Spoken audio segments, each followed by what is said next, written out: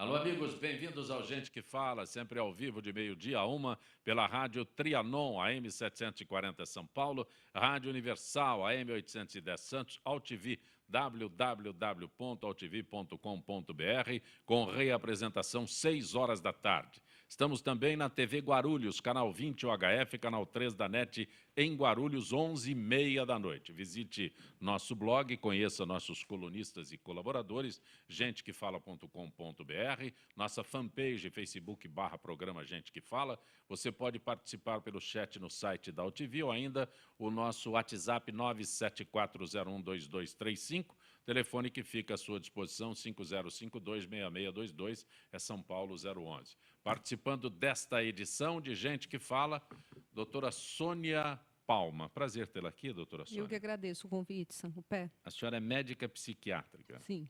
E o que é TDAH? É o transtorno de déficit de atenção e hiperatividade, que é um transtorno da infância, né?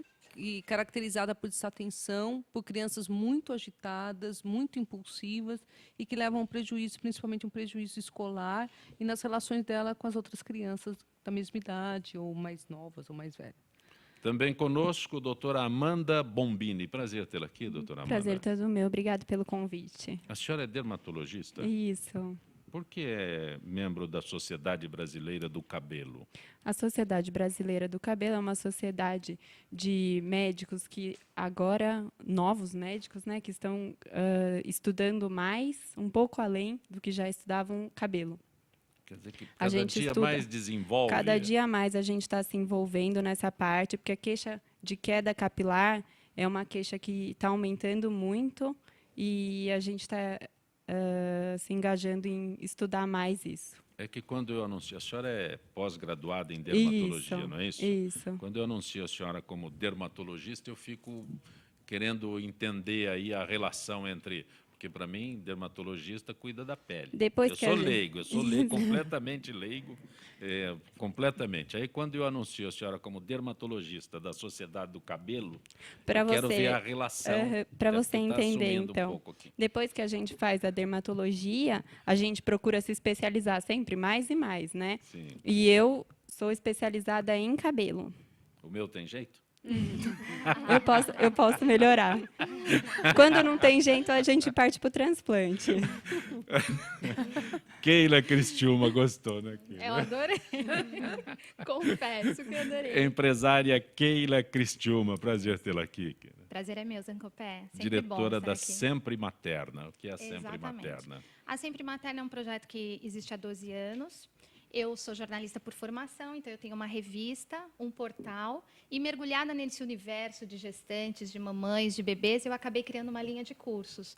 Hoje eu faço curso para gestantes pessoa física, faço cursos em empresas, a empresa oferece para a colaboradora um curso de casal grávido como um benefício, e também faço curso para vovós, do filho ao neto. Muita coisa mudou e elas precisam se reciclar, se atualizar.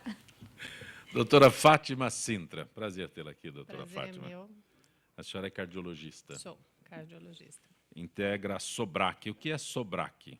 SOBRAC é a Sociedade Brasileira de Arritmias Cardíacas. A exemplo da dermatologia, a cardiologia também tem inúmeras sub-áreas e eu sou especialista em arritmias cardíacas. E a SOBRAC é uma sociedade de médicos que todos têm essa mesma função.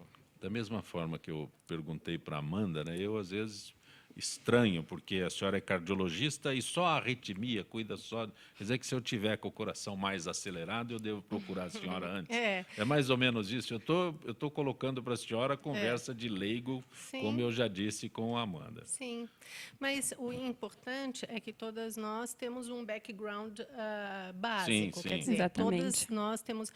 Todos têm a formação em cardiologia, mas que existe um aprimoramento na área de distúrbios do ritmo. Uma vez que hoje a ciência evolui numa velocidade tão grande, você conseguir acompanhar todas as modificações que existem nessa área é bastante árduo.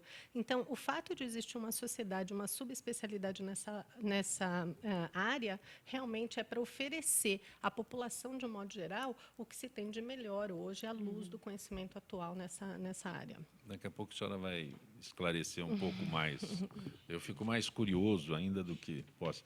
Doutora Sônia, a senhora como psiquiatra, automutilação na adolescência, no adolescente, existe isso? Nossa, hoje é uma queixa comum dos Verdade. pais, dos adolescentes. Eu fico no Bra- chocado quando eu pego algumas notícias assim. Mas não é só você, não. É uma questão que vem chocando tanto professores, pais e mesmo os profissionais, né, de saúde, com essa realidade. Os adolescentes, pré-adolescentes, né, entre 12 e 16, 17 anos, eles vêm se cortando, se automutilando. Muitas vezes a família demora muito tempo para descobrir, porque eles se iniciam com cortes onde os pais não veem, né? Então, região atrás de nuca, coxa, barriga, antebraço. Então, muitas vezes a família não percebe. E às vezes só percebe quando a coisa fica muito séria e precisa, por exemplo, ir a um pronto-socorro para fazer dar um ponto, né, que a gente chama de sutura, né? Então, é bastante comum atualmente e vem crescendo. No Brasil, nós não temos estatísticas, mas nos Estados Unidos tem várias pesquisas apontando o crescimento dessa autolesão. Doutora Sônia, só Pois interrompendo um pouco. Eu recebi uma filha de uma paciente com essa história realmente. Ela chegou a comentar que agora tem uma pessoa, uma criança, uma adolescente, fazendo essa propaganda no YouTube, no canal Existem sites, existem blogs, que existem estimulam que as outras ensinam crianças. a se cortar, ensinam a se cortar de maneira que os pais não descubram, né? Então, além disso, na escola também tem as meninas que ensinam as outras, né? Exatamente. Aliás, as pesquisas americanas mostram que a maioria deles se cortam e um amigo sabe, muitas vezes na presença de um amigo ou um amigo cortando, né? Usando até o mesmo objeto cortante, exatamente, né? compartilham esses Sim. objetos. Então, Doutora Sônia, até aproveitando, aproveitando do meu negócio, do que eu sei, será que isso também não tem um pouco a ver a relação desses distúrbios agora na adolescência, na pré-adolescência, com o que foi a gestação dessa mãe? Porque ontem ainda estava conversando com um médico que ele estava me dizendo que muito do que acontece uma criança ansiosa, uma criança estressada, ela tem relação com o que foi a gestação, né? Sempre acaba caindo a culpa na mãe. que, na verdade, a Dá gestação... para pensar que uma mãe que não seja depressiva, ela vai ter um filho... Não tem mais tendência a isso? Eu acho que é tudo, né? A gestação ela é importante não só por essa questão, mas porque a mãe estressada ela passa substâncias, hormônios, o cortisol aumentado chega, né, até o bebê, então esse nenê já tem níveis mais altos de cortisol. O próprio ambiente familiar, muitas vezes essas mães não se cuidam tão bem, não vão procurar pré-natal, elas podem sofrer violência doméstica. Ao nascer, as depressões pós-parto, elas são hoje uma grande... O índice é alto. eles têm um impacto muito grande no bebê, né, na criança, porque essas crianças, mães com depressão pós-parto, têm uma prevalência de transtornos mentais muito maior no início da adolescência e as pressões que os adolescentes hoje sofrem, né? A pressão de escola, a pressão de desempenho, de namoro, os bullying, né, que eles sofrem na escola, tudo isso levando, acho que a gente tem uma questão hoje dos adolescentes terem uma baixa tolerância à frustração, tudo eles são muito imediatistas, Suprem, né? os pais muito ausentes, muito criados por avós ou por babás ou soltos, né, criados pelo irmão mais velho, pela irmã mais velha. Todas essas questões juntas fazem meio que uma panela de pressão para esse adolescente e o corte vira uma maneira dessa dor do corte superar a dor interna, a pressão E até interna. chamar atenção para o Chamar problema. atenção é a né, que, terceira às vezes, causa, mas ele não que está eles sendo falam. percebido, Isso. né? Às vezes. Exatamente. Mas, doutora Sônia, se não existem números, não existem estudos detalhados aqui no Brasil, qual é a dimensão que a gente pode dar disso daí? Não existe pesquisa no Brasil é uma coisa muito complicada, né? Pesquisa eu não acredito em pesquisa feita no Brasil. Não é que não acredita, tem pesquisas muito sérias, mas são pesquisas que custam muito dinheiro. E hoje a gente está numa situação que a gente... A senhora tocou no assunto. que as universidades não estão podendo Sim, bancar essas pesquisas, né?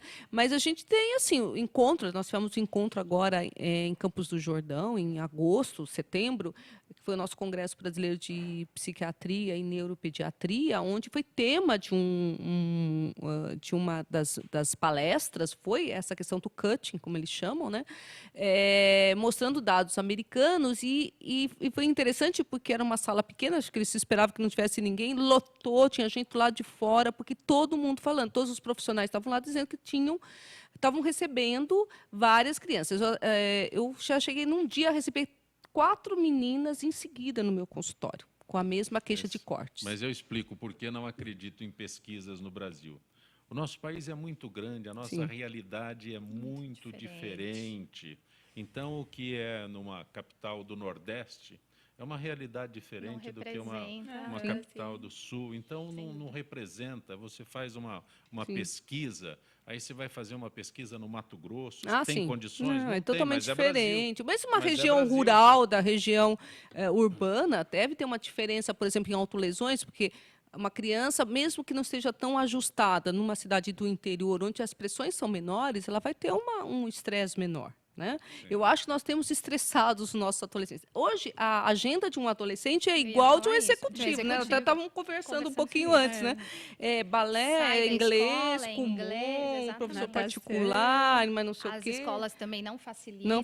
Né? Prova todo dia. Nós procuramos uma escola que tenha o melhor currículo, e aí é uma escola que exige demais da criança, exige de menos do esporte, e aí fica esse conflito. E aí eles não têm maturidade suficiente. Às vezes a criança até dorme muito pouco, porque tem que acordar 5 da manhã. E os pais têm que trabalhar, né? Então, aí para iniciar o dia, né? E acaba o dia... Sim. Né? Doutora Fátima Sintra, a senhora é da Sociedade Brasileira de Arritmias Cardíacas, certo? Existe prevenção? Sim. Existe? Existe. Como fazer uma prevenção? Eu fico tentando entender aqui.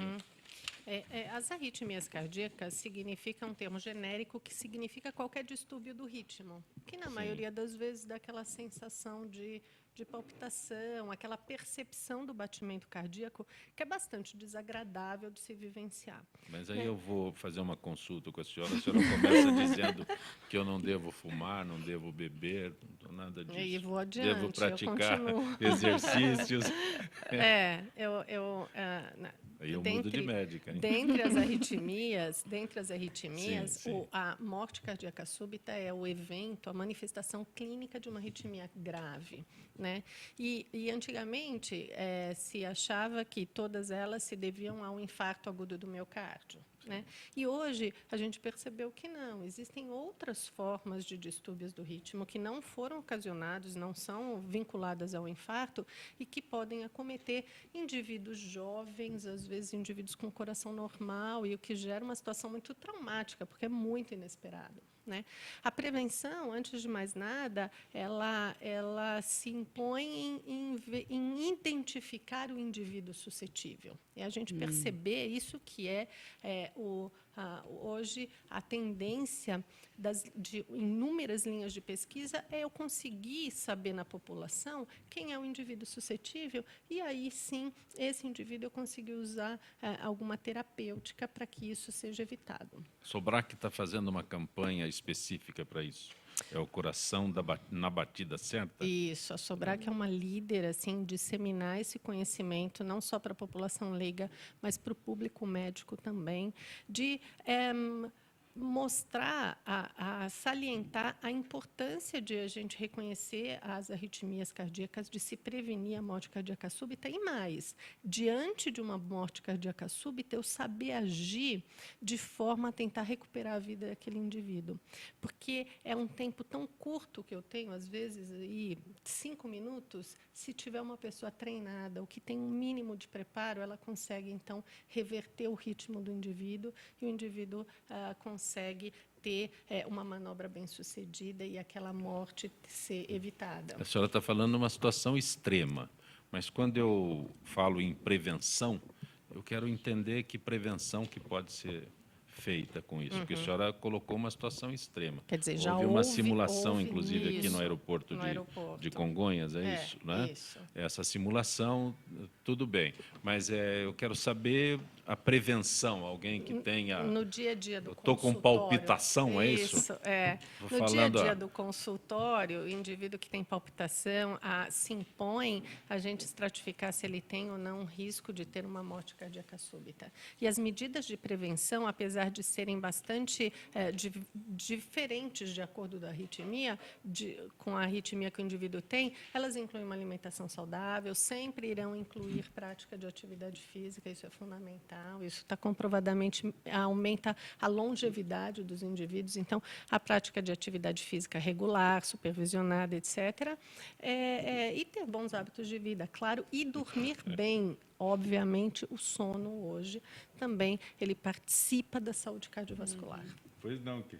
Não, eu só estava ouvindo. Eu ia perguntar se você está cumprindo todos os... O checklist. Seu checklist, se está tudo fazendo ok. checklist Eu só aqui estou pra- esperando. Se você vai mudar de médico. Mais fácil é mudar de médico, sabe? Né? Eu quero ver você encontrar um, então. Não. Eu acho que não vai adiantar muito. Não, né? Mas, sabe, eu estava... Doutora Fátima, essa, pelo que eu...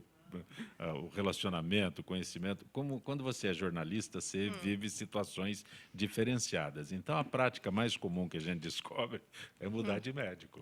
Então, Mas eu estava discutindo isso com um grupo de amigos outro dia, assim, dizendo que hoje, num consultório, num ambiente de consulta médica, a gente não deve mais...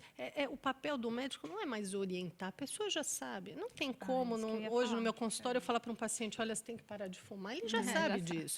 Então, o papel do médico não é mais de orientador, mas ele vai além disso, ele é de um coaching de auxiliar o indivíduo a mudar de vida, que é difícil, milagre. difícil para todo mundo, né? E eu acho que hoje a sabedoria médica está em saber orientar, ajudar aquele indivíduo a encontrar uma forma de ter uma vida melhor, que é um desafio.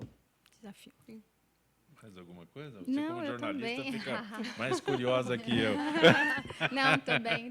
Só, como diz a música do Roberto Carlos, né? A gente gosta de tudo que é imoral, ilegal e engorda. O paciente tem ciência, né? Mas nem Sim. sempre ele tem. Não consegue. Ele consegue alterar os hábitos de vida. Então, Tem uma palavra que eu gosto muito e sempre faço referência, porque, da mesma forma que eu não acredito em pesquisa no Brasil por esse quadro que eu coloquei, é prevenção. Então, brasileiro não tem hábito de prevenção de maneira alguma. No caso das mulheres, ainda há um cuidado maior. Mas o médico o homem vai a 2 médicos, né? O pediatra e o geriatra.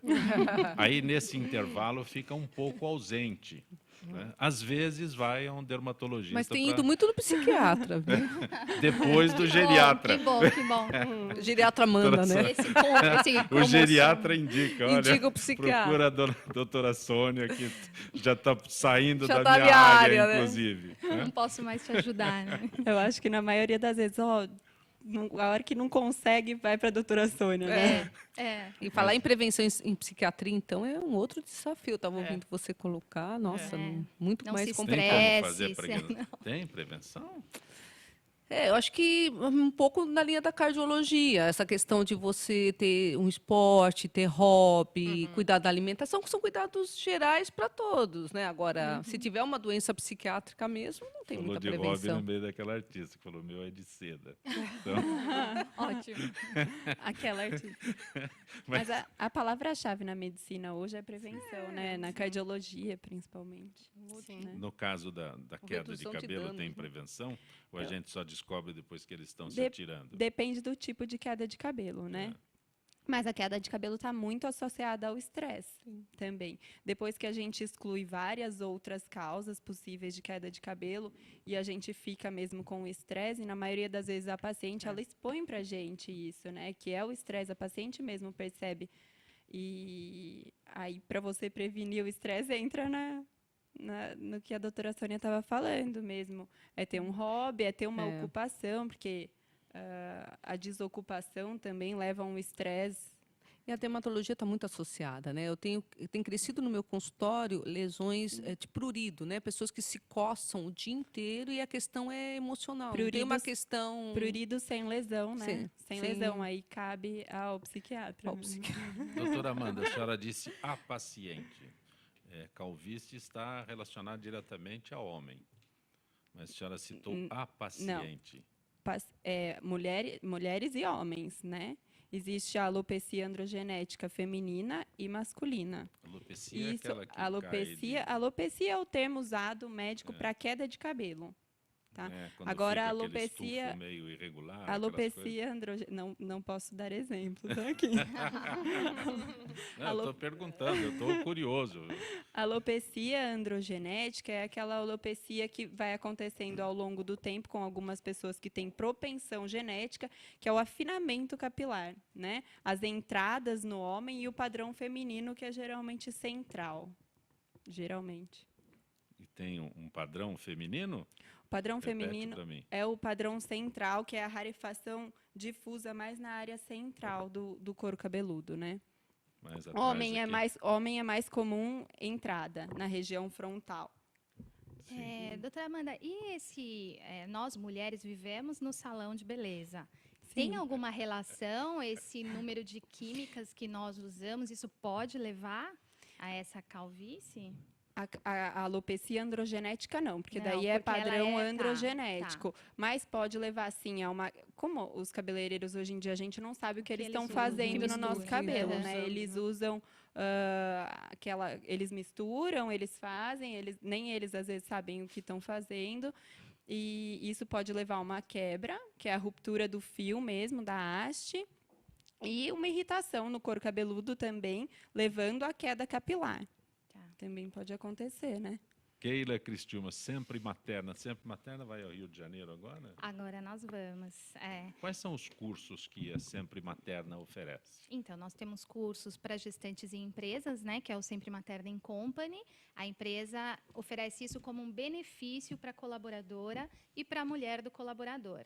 Na realidade, a mentalidade dessas empresas estão mudando e as diretorias perceberam que os seus colaboradores, funcionários, são jovens, em idade fértil, a gestação vai acontecer em algum momento. E com os programas in company, nós conseguimos diminuir o número de falta, o absenteísmo dessa funcionária, dessa colaboradora. Conseguimos fazer com que o número de idas ao pronto-socorro sem necessidade também diminua. E, fora isso, questões que são muito importantes para a empresa, como o turnover, assim, a funcionária fica grávida, normalmente, durante a licença maternidade, ela já não quer mais voltar ao trabalho. E temos também um curso de reciclagem para vovós, do filho ao neto muita coisa mudou e as vovós precisam entender como é que... É o Clube da Vovó? É o Clube da Vovó Sempre Materna. Ela vai lá para aprender o que há de novo na ciência, na indústria, nos cuidados com o bebê. Então, tem muita coisa que mudou. E as vovós, hoje, como nós estávamos falando desses adolescentes, muitas vovós cuidam, né, das crianças, dos bebês, e elas vão encontrar esses adolescentes que podem ter problemas lá na frente. Então, a vovó ela é uma peça fundamental, porque hoje em dia elas são modernas, elas têm tempo, elas têm disposição e elas estão dispostas a ajudar a nora, a filha, o filho, o genro, nos cuidados ao bebê e depois durante todo um período aí da infância, da pré-adolescência e da adolescência. Então, aquela vovó com açúcar que estragava os netos, ela não existe mais. Aquela dona Benta também não existe mais. Hoje em dia, as vovós, se elas fazem algum crochê, algum tricô, é em algum jogo, né, com 2 controles remotos na mão, porque os tempos realmente mudaram. Então, são elas que vão às reuniões escolares. Então, a Sempre Materna procura atender todo esse público. De gestantes, levando informações com aulas teóricas, com aulas práticas. Elas têm muitas dúvidas durante a gestação sobre cuidados com o bebê, amamentação. É um bicho de 7 cabeças. Ninguém chega falando, eu ouvi falar que amamentar é uma delícia. Não, todo mundo ouve falar que dói, que é difícil, que vai ter fissura. Então, é sempre um problema. E a Sempre Materna quer ser essa amiga, um pouco de psicóloga, um pouco de nutricionista, um pouco de enfermeira à disposição dessas mamães. E nós, quando nada disso dá certo nos cursos, ainda assim, a Sempre Materna tem um delivery. Eu mando para a casa da mamãe, quando o bebê já nasceu, uma profissional para auxiliá-la no problema que ela tiver dito para a gente por telefone. Mas eu tenho a impressão que uma gestante sabe tudo sobre o bebê que está chegando. A Sônia me olhou. Não é o que eu sinto no consultório, né? Não, olha, Não é o um que eu sinto. universo absolutamente carente de informação. Lê, quer mais. É uma ansiedade, né? A gestação, ela se divide em fases. Então, assim, o primeiro trimestre é uma fase de medo, porque tem medo da gestação não dar certo, são os meses mais sensíveis. O segundo trimestre, ela passa a ficar mais tranquila, mas quando começa a entrar no terceiro trimestre, que o parto está se aproximando, que ela vai ter que cuidar daquele serzinho, porque ela leva para casa um ilustre desconhecido, né? Ela tem que amar, mas ela não sabe o que ela vai Não fazer tem com manual ele. de instruções, né? Não tem nada. Exatamente. Não tem, Então, nós Como é que é, doutora não tem Sônia? manual Não de vem. instruções, não vem Não vem, junto. não Não vem? vem, não E hoje em vem. E dia- não pode nem Liga aqui, devolver em desliga 30 ali. dias, Não né? vem, liga aqui, desliga Não, ali, não, tira não, a pilha, é, coloca não, a não pilha. tem. Esse é o grande problema. E o pior, Zancopé, hoje há estudos que falam que os choros são diferentes, né? Então, tem o choro de fome, tem o choro de carência, tem o choro... Então, as mamães, até elas decifrarem aquele bebê, elas ficam conosco. Fora a Elas gravidez sempre na tiveram. adolescência, né? Hoje, cada vez, atualmente, ou eles têm filho até uns 22, 23 anos, depois aos 30. Então, essas mães muito novas também têm muita dúvida, né? Elas Eu- nem acabaram de ser Segurança, filhos. né? Eu Segurança. atendo uma empresa de telemarketing, né? Então, eles dão esse curso para as funcionárias deles. E, assim, quando você pergunta qual a sua idade, que idade gestacional você está, e é o seu primeiro bebê? Não, é o segundo, terceiro, 19, 20 anos. Então, assim, é outra realidade. E mesmo já estando numa segunda ou numa terceira gestação, elas são muito cheias de dúvidas, porque cada gestação é única. Daí elas vêm, olha, eu enjoei, eu não enjoei na primeira e estou enjoando muito agora. Então, quer dizer, cada gestação é única mesmo. Ainda bem, Doutora porque Fátima.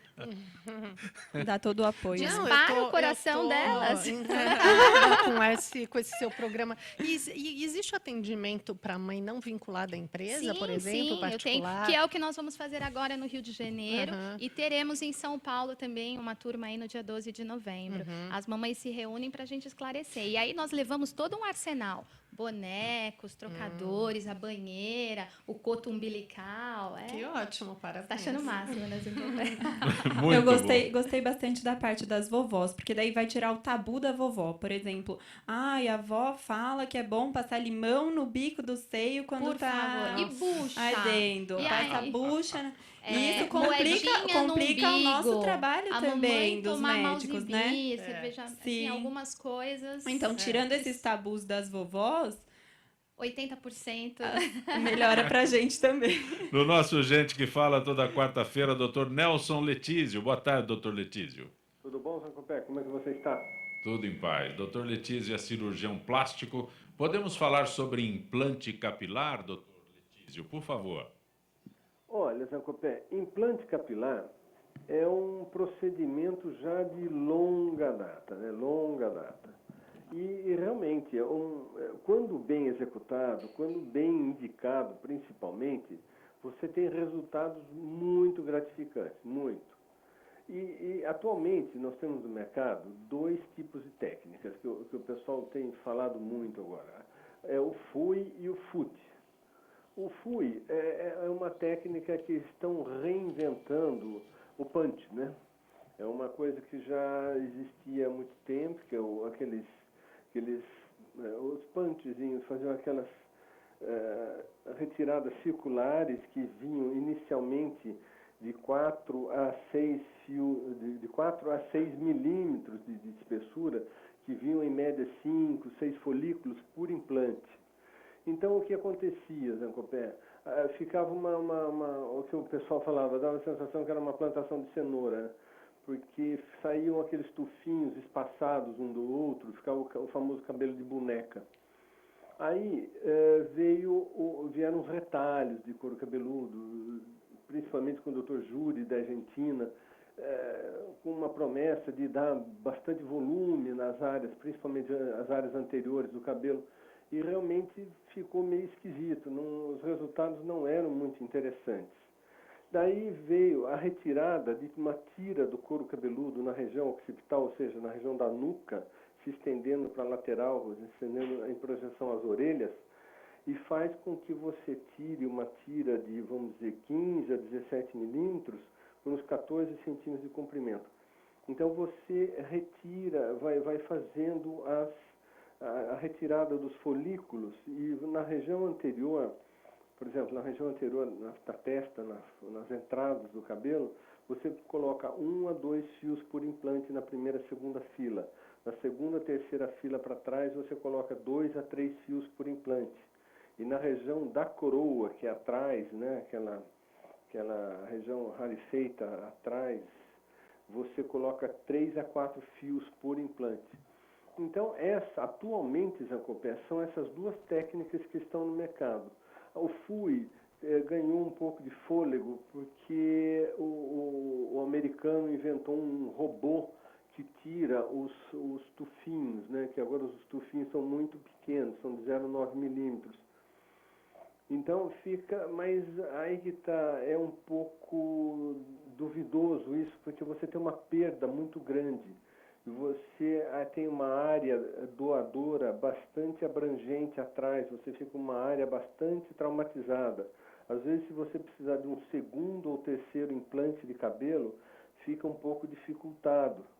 Mas é isso, vamos dizer, o rendimento da tira de couro cabeludo feito e você tratado, tirando os folículos, se torna mais eficaz do que a técnica do FUI, que tira os punchzinhos. E além do fato de que para fazer o FUI tem que raspar a cabeça. Então, são alguns prós e contras, mas ainda no nosso serviço a gente ainda prefere a tira, porque a gente tem um maior rendimento, bastante naturalidade, e se você precisa fazer uma segunda ou terceira sessão, é possível.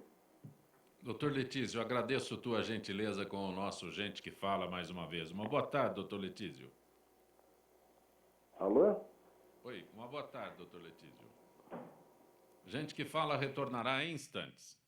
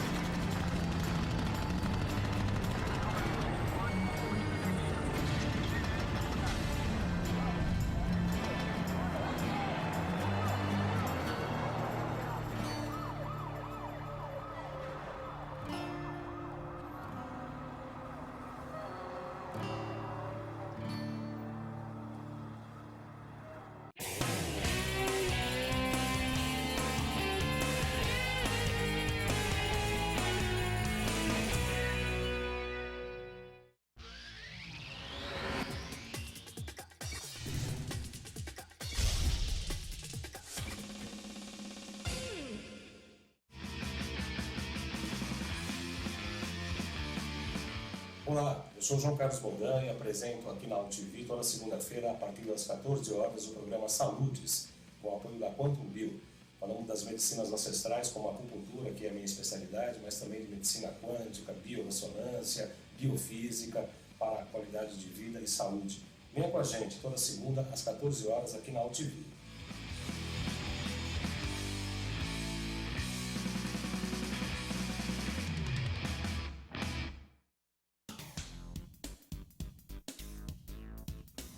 Sim, meus amigos, muito prazer, sou Sérgio Oliveira e estou aqui para lembrar vocês que toda segunda-feira, 9 horas da noite, eu estou aqui na TV da internet com o Futebol Alternativo TV.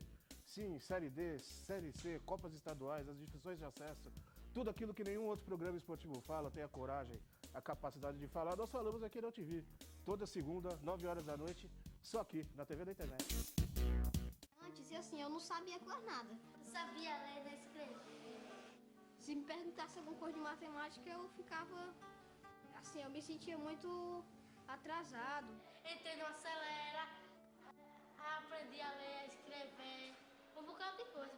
Eu sinto vontade de fazer muita coisa. Você fazer conta, como sabia, você fazer tudo que eu nem sonhava de aprender. O Acelera Brasil me incentivou muito a estudar, sem querer ser alguém mesmo na vida. Ser famoso também.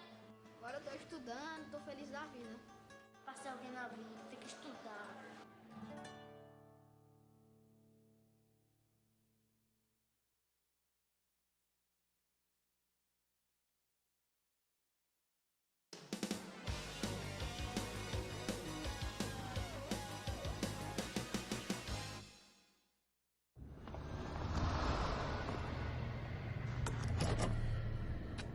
Atenção, este veículo está sendo roubado.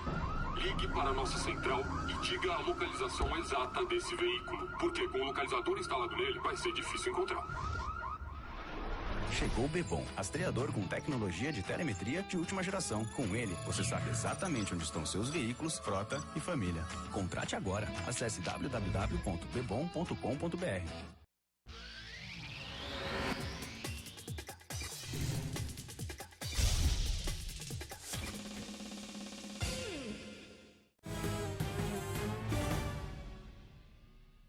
Você está acompanhando Gente que Fala pela Rádio Trianon, AM 740 São Paulo, Rádio Universal, AM 810 Santos, AltV, www.altv.com.br, com reapresentação 6 horas da tarde, TV Guarulhos, canal 20 UHF, canal 3 da NET em Guarulhos, 11h30 da noite. Participe através do nosso chat. Também um telefone à sua disposição, 5052-6622. Conosco hoje a psiquiatra doutora Sônia Palma, da Associação Brasileira do Déficit de Atenção. É TDAH, doutora Sônia, é isso? É. A empresária Keila Cristiúma, diretora da Sempre Materna, cardiologista Fátima Sintra, da Sociedade Brasileira de Arritmias Cardíacas, SOBRAC, é isso, doutora? SOBRAC. E a dermatologista doutora Amanda Bombini, que é da Sociedade Brasileira do Cabelo. Doutora Sônia, abandono escolar existe? Eu tenho a sensação, a informação de que abandono escolar é a história de que o pai não quer deixar o filho estudar porque tem que trabalhar, que não sei o quê. Isso era mais antigamente, até porque da nossa época isso. Porque atualmente até o Conselho Tutelar ele vai atrás das crianças cujos pais não deixam, dos pais, né, que não deixam seus filhos estudarem. Mas isso é uma outra questão. Agora, a falta de interesse do adolescente essa é uma escola, coisa. Isso é que a gente chama de evasão escolar, né? O adolescente ele vai se desmotivando, ou ele tem um problema psiquiátrico que hoje é bastante comum, depressões, né, de início. No início da adolescência, uso de drogas que também faz com que esse adolescente acabe não indo para a escola, muitas vezes uma reação negativa ao bullying, né, que hoje está muito grande também nas escolas, então esse adolescente sofre muito e acaba não querendo mais ir para a escola. Então, tem vários motivos hoje que levam os adolescentes a não irem ou deixarem de frequentar regularmente a escola, né? E isso é um fator que vem crescendo. De novo, não tem estatísticas assim tão grandes, mas os psiquiatras da infância e adolescência vêm trazendo esta discussão entre os nossos, né, meios de discussão, da importância de se olhar para essa população de adolescentes que estão parando simplesmente de estudar. Existe como argumentação vários fatores externos. Sim. Até se fala na deficiência do transporte escolar. Eu acho que é É que tem dois tipos. Tem esse que tem um abandono escolar que por questões mais de logística ou de pais que não são muito atrasados, que não entendem a necessidade do estudo, porque eles não estudaram. Tem pressões econômicas, então o adolescente precisa sair para trabalhar, né? Isso. Em São Paulo é mais difícil, isso mais ainda em lugares mais interior ou outros estados que não tenha tanto controle social, porque hoje você tem a escola tem que comunicar ao Conselho Tutelar se o seu aluno não está frequentando a escola. né? E ele vai tomar as providências necessárias para isso. Pode transformar até numa questão judicial mais para frente. Então, tem uma questão de logística ou de paz, mas tem uma questão que o que preocupa mais a gente é a questão quando a questão é com os adolescentes. Eles não querem mais ir para a escola, eles deixam de frequentar, por questões de eles não conseguirem, síndromes do pânico, quadros de ansiedade, tem crescido muito entre os adolescentes, e com isso também eles não conseguem sair de casa para ir para a escola. Pânico nos adolescentes, Sim, doutora? sim, tem o pico é em 15, 16 anos, né, do síndrome do pânico. E tem um número grande de adolescentes com síndrome do pânico fora da escola, né? Isso é fator que afasta realmente. Sim, porque Os adolescentes, ele não vamos quer, falar ele de passa adolescente. mal, eles têm taquicardia, né? Eles sentem que eles muitas vezes acham que vão ter uma morte por um problema cardiológico, cardíaco, né? Querem ir para o pronto-socorro, querem ser assistidos e têm medo de ir para a escola e passar mal e acabam não indo, né? Quadros depressivos também. Desmotivação, né? Hoje é muito difícil a escola concorrer com os videogames, com a televisão, né? Com jogos eletrônicos, né? Então, alguns adolescentes mais introvertidos, em que têm maior dificuldade de se relacionar com seus pares, acaba encontrando nos jogos eletrônicos, né? Na internet, sei lá, nos diferentes aplicativos, né, uma motivação maior do que para a escola, né? Eu consulto o Dr. Google, é isso? É. Doutora Fátima, sobre a arritmia, e a gente conversava antes, na primeira parte do programa, sobre prevenção. Aí eu tenho a informação que 5% da população brasileira sofre com algum tipo de arritmia cardíaca. Sim. Isso é um número elevado, é um número baixo? O que é isso na nossa, um no número, nosso quadro? É um número elevado, haja vista a potencial gravidade da arritmia cardíaca. Então, 5% não é desprezível, né? Mas o interessante, ainda corroborando com o que você estava falando, Sônia, é que a arritmia ela tem que realmente ser documentada, porque a percepção da arritmia ela é muito duvidosa, né? O indivíduo, às vezes, tem pânico, está estressado, ou se você toma um susto, você passa a ter aquela percepção e, na verdade, aquilo não é anormal, né? E, pelo contrário, às vezes, uma arritmia, que é um distúrbio do ritmo sério, às vezes não é percebido pelo paciente. Então, olha a dificuldade de um médico especialista nessa área, que ele não consegue se embasar no relato do paciente exclusivamente, né? Mas, Porque doutora normalmente Fátima, é falho. qual é o momento em que o Zancopé tem que procurar a senhora? Eu acho que, se você quiser marcar uma consulta amanhã... Não, quando eu começo a ficar preocupado e falo, nossa, por exemplo, eu sei quando eu tenho que ir na dermatologista para cuidar do cabelo. É porque hoje a cardiologia é uma área fascinante, assim, porque independente da normalidade, hoje a cardiologia tem uma linha de pesquisa muito legal, inclusive algumas brasileiras, que tem uma relevância internacional, que também é relacionada ao incremento da longevidade, de orientações, dessa prevenção, de, olha, como que eu posso viver mais, né? Como que eu posso viver mais com qualidade? E a cardiologia é muito forte nisso. Então, olha, a alimentação, vamos fazer uma alimentação mediterrânica, olha, vamos tentar mudar, aumentar um pouquinho essa quantidade de exercício, enfim, é um coaching, na verdade, é um coaching de estilo de vida para que você consiga viver mais. Eu acho isso muito legal. Então, acho que todo mundo que tem a oportunidade de consultar um cardiologista, independente da arritmia, eu acho que vale a pena com esse intuito de eu ter orientações de como eu posso melhorar aí meu tempo de vida, que é o que a gente quer. E acho que isso linka com a Keila, né? Porque isso tem que começar desde pequeno, Sim, né? independente Desde as da mães idade, tem que ter né? essa Sim. noção para os seus filhos, né? Alimentação saudável, exercício, né? Tudo Sim, desde pequeno, né? Nós sempre falamos, né?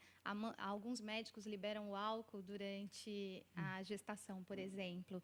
E aí, alguns profissionais falam, então tudo bem, então quando o bebê nascer, vamos dar um pouquinho de vinho para ele na mamadeira, porque... Aí choca, né? Aí choca, né? Ou então, os pais, alguns médicos falam assim, refrigerante faz muito mal. Você está levando um veneno para dentro da tua casa para os seus filhos. É difícil você começar desde pequeno com uma conduta assim de qualidade de vida, sendo que você tem aí as campanhas publicitárias induzindo a isso. Mas quando você encontra um profissional que fala assim, então tá bom, então vamos usar droga só no final de semana. Né? Não tem pais que falam, não, ele só toma refrigerante aos finais de semana. Mas qualidade de vida é muito difícil, porque você acha que está fazendo certo e nem sempre. E quanto mais cedo você começa hábito, educando seu filho, isso vira um hábito para ele, fica mais fácil para ele conforme ele for envelhecendo. É muito difícil. Mas, doutora Fátima, eu vou reformular a minha pergunta. Quais sintomas eu preciso sentir para recorrer à senhora? Eu acho que a palpitação é o principal deles. O segundo sintoma relacionado à arritmia é o desmaio, né? A diferença de desmaio. Mas aí já é um estágio um pouco mais preocupante. Existem causas de desmaio, às vezes é frequente, menina jovem, às vezes tem um desmaio. Esse desmaio é um quadro que precisa ser avaliado. Existem desmaios que são simplesmente por uma queda de pressão, e isso não tem uma implicação em termos de risco de morte, e existem desmaios que estão vinculados à arritmia. Então, preciso avaliar o risco dessa população. Então, acho que a palpitação e realmente o desmaio. E o terceiro que eu colocaria aí nessa lista é a história familiar de morte súbita. Se eu tenho uma história importante de alguém que teve uma morte cardiovascular súbita em especial, aí sim esse indivíduo precisa de uma avaliação. Aliás, acho que nós médicos, eu não posso falar em geral, mas a maioria dos médicos esquece de perguntar na anamnese a questão da morte súbita, né? Sim, e isso, para o psiquiatra, eu falo para os meus residentes que eles têm que perguntar, porque muitas das medicações que a gente utiliza têm impacto, né, cardiológico. Interfere no desencadeamento de arritmia. Doutora Amanda. Pois não. Posso fazer algumas perguntas sobre cabelo para a senhora? Claro, deve. O doutor Letísio estava se referindo há instantes sobre transplante de cabelos. Sim. E não tive oportunidade de conversar com ele, mas acho muito importante que se esclareça quanto à recuperação, ao tratamento pós-cirúrgico. Existem cuidados especiais? Um tempo? Qual é esse período? Então, após a cirurgia, após o transplante, o paciente, claro, fica um tempo de recuperação na clínica, algumas horas, e como não é anestesia geral, no mesmo dia o paciente já vai embora de alta, né? Óbvio que com algumas restrições, porém ele já vai embora de alta, vida praticamente normal, uns 2 dias após o transplante. 2 dias? Sim. É rápido assim? Rápido, sim. E já saiu com outra aparência, tudo? Então, porque a gente implanta os cabelos, né?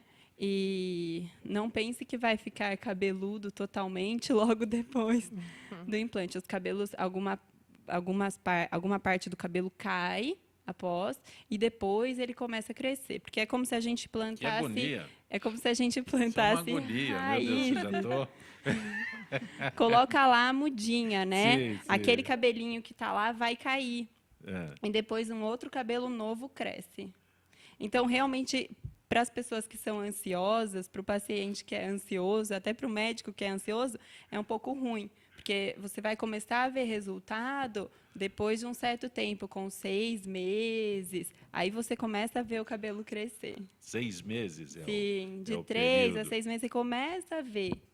Lembrando que sempre tem que manter o tratamento clínico, né? Tratamento clínico? Sim, junto após. Manter o seu tratamento, porque antes do transplante o paciente provavelmente já fazia o tratamento com as medicações. Sim. Né? Para não ter a queda de cabelo. E manter o tratamento clínico mesmo depois do transplante. Porque o paciente pensa assim, agora eu transplantei, agora estou livre. É o que eu estou imaginando. Estou livre, não. É o que eu estou imaginando. Se você transplantar, você não vai se livrar de mim. Mas é uma boa opção, quando depois de um tratamento clínico que o paciente não ficou feliz, né, que não foi o suficiente, talvez não chegou às expectativas do paciente, a gente passa para o transplante. É uma boa opção. Nunca vai direto para o transplante? Em algum momento, a gente vai direto para o transplante. Quando a gente avalia, né, o couro cabeludo do paciente e vê que ali não tem mais não O tem... solo não é sério. Mas se eu for lá, eu quero fazer o transplante logo. Eu não quero ficar fazendo tratamento clínico, esperando. Tudo bem, se o senhor tiver indicação, a gente pode ser indicado. Então, eu vou no Dr. Google, o Dr. Google diz que eu tenho condição de fazer o implante logo. Não. O concorrente de todos vocês hoje em dia o Dr. é o Dr. Dr. Google, vamos, né? Mas eu quero, então, aí eu entro naquela história. Ela não fez o transplante, eu vou Exatamente, verdade. Mas no outro. Lá, doutor Letísio não fez o transplante, veio na doutora Camila. Não fez, eu vou num terceiro. É mas que vocês não conhecem paciente, funciona não, assim. a gente sabe bem. Paciente impaciente. E se for médico, então? Paciente médico é o pior. Mas, Keila, Oi. um outro assunto sobre o Sempre Materna. Você já descreveu os cursos que são realizados para curso no Rio de Janeiro. Agora eu quero saber cardápio. Cardápio de bebê, cardápio... Sim, o que nós... Mas não é só mamadeira? Isso, segundo a Organização Mundial da Saúde, não mamadeira. O leite materno até os 2 anos, mas até o 6º mês exclusivo, né? Ou seja, bebê não toma água, bebê não toma chazinho, só o leite materno mata a sede, alimenta, faz crescer, ganha peso. Outra parte que entra no tabu da vovó, né? Porque o bebê nasceu, a vovó... Quais são os tabus da vovó? A vovó... Relembra. O bebê nasceu, a vovó já quer dar chazinho. Se tá chorando, cólica, né? com Cólica. tá amamentando e ela tá aqui falando. Nossa, no meu tempo, dava um chazinho com mel, essa criança ia ficar outra. Mas aí, nos nossos cursos, elas aprendem o quê? Que a vovó é muito importante na chegada do bebê, desde que ela saiba que ela não tem que estar aqui como um papagaio de pirata falando no ouvido dessa nova mamãe. Ela tem que criar um ambiente para que a mamãe tenha tempo disponível o tempo todo apenas para o bebê. Então, ela cuida de uma comidinha, ela faz um supermercado, ela dá as orientações para a funcionária da casa, se tiver, ou ela mesmo executa esses serviços para que a mamãe possa ficar realmente ali com o bebê à disposição, já que hoje pratica-se tanto a livre demanda, ou seja, a mamãe é um restaurante 24 horas, né? E aí, pensando nela, sempre materna, sabe que quando chega, por exemplo, esse tempo de calor, o verão, as gestantes não podem tomar álcool. Então, nós criamos algumas receitinhas com as nossas nutricionistas de drinks apropriados, porque está todo mundo com uma taça na mão e ela se sente, ela é um bullying com a gestante. Então, ela se sente excluída. Então, o que nós procuramos fazer é isso, suprir essas necessidades. E do bebê também. Por que não tem uma papinha especial para uma data especial, por exemplo, como o Dia das Crianças, como o Natal? Nós queremos comer uma ceia maravilhosa. Por que a gente não faz, então, uma papinha de peru, uma coisinha diferentinha com sabor? Não, é só aqueles ingredientes básicos que a mamãe compra todo dia. Então, é isso. Nós queremos estar lá, cutucando a mamãe, mudando o tempo todo. E esse tabu que a Amanda citou da vovó dizer que como é cerveja preta, né? Isso para amamentar. Nossa, Tem esse também. Canjica, cerveja preta. Aumenta o leite, né? Aumenta o leite, que é... Nossa, mas ainda bem que elas saem de lá experts. Nada como uma boa reciclagem. Mas eu acho que é uma mudança de cultura. Eu acho que a grande importância do seu trabalho é a mudança de cultura, né? Porque nós temos uma cultura, a cultura da avó, a cultura da mãe, agora tem que mudar para os tempos atuais, né? A vovó acha que porque já viveu a maternidade, ela sabe tudo. E aquela frase, eu te criei, né? Deu certo com você. A avó, a mãe, no caso, né, ela vai acreditar no que a mãe dela está falando, porque mãe é mãe, né? Aí chega uma pessoa cria um desconhecida, conflito na família enorme. Um problema enorme. Exatamente, uma desconhecida e fala que não. Então, tem que ser uma construção de conhecimento. Keila Cristiúma, esse curso que vocês vão ministrar no Rio de Janeiro, como faz para entrar em contato com a Sempre Materna? Pelo e-mail semprematerna@semprematerna.com.br e lá tem todas as informações, mandando um e-mail para a gente ou no site. Você falou de iniciativa de empresas, mas as pessoas podem... Não, exatamente, as empresas. Tanto pelo nosso e-mail, nós disparamos todas as informações, Tem também no portal, semprematerna.com.br. Lá e no Instagram, né? @semprematerna. No Facebook, nós estamos mantendo todas as redes sociais. Mas e quem não for de uma empresa? Não, quem... exatamente, pessoa física, pelas redes sociais, pelo nosso e-mail. Elas fazem a inscrição e ela vai, no dia do curso, ganhar mini ensaio fotográfico, vai ganhar um kit com produtos para ela e para o bebê, uma série de mimos, porque nós sabemos que esse é um público que quer ser mimado. Então, elas vão usufruir aí, desfrutar do nosso talento, de conteúdo, de aulas práticas. Os papais vão amamentar, porque eles precisam experimentar essa situação com seios educativos, com bebês. Por quê? Eles aprendem... Hoje em dia, nós já sabemos que não é só instinto, tem muita técnica, né? Então, existe um bebê preguiçoso, existe um bebê... É verdade. Que você... Aquelas meninas que já nascem querendo fazer dieta e que você tem que estimular a amamentação. Então, nesse curso, os papais aprendem as posições, tudo isso, porque chegando em casa, a mamãe está emocionalmente afetada com os hormônios numa verdadeira dança, né?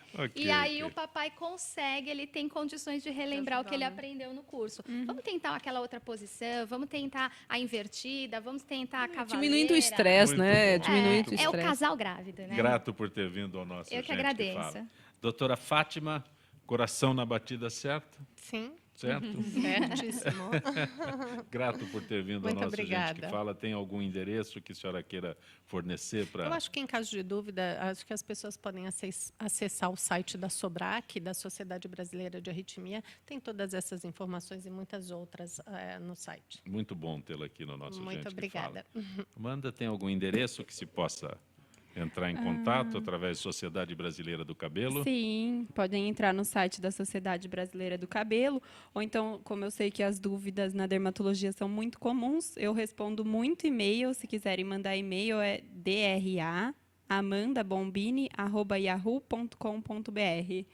Eu respondo. Grato por ter participado. Obrigada, adorei. Doutora Sônia Palma, mais uma vez, é muito bom recebê-la aqui. Eu que agradeço, viu, o convite mais uma vez. Como é que se entra em contato por com e-mail também. a Associação Brasileira do Déficit de Atenção? Mas também, se alguém tiver alguma dúvida, que às vezes tem, é Sônia, meu nome, Sônia, 2M, Sônia mmpalma@hotmail.com. Terei o maior prazer em responder. Grato por ter vindo ao Gente que Fala.